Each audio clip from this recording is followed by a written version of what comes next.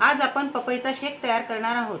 त्यासाठी लागणारे साहित्य: पपईच्या फोडी, दूध, वेलदोड्याची पूड, क्रश केलेले बदाम, काजू आणि साखर। आता आपण हे सगळं मिक्सरला फिरवून घेणार आहोत। आता आपण ज्युसरच्या भांड्यात ह्या फोडी घालून घेणार आहोत।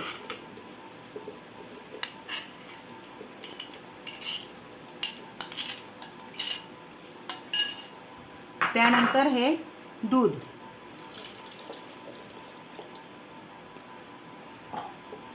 साखर, वेलदोड्याची पूड। आता हे मिक्सरला फिरवून घ्यायचं।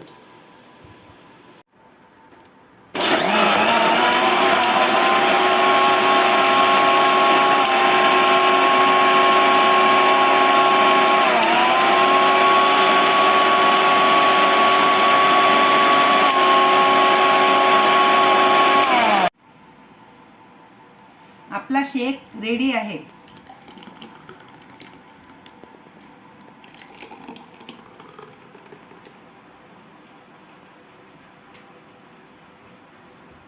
त्यावर बदाम काजूचं क्रश केलेले गार्निशिंग करायचं।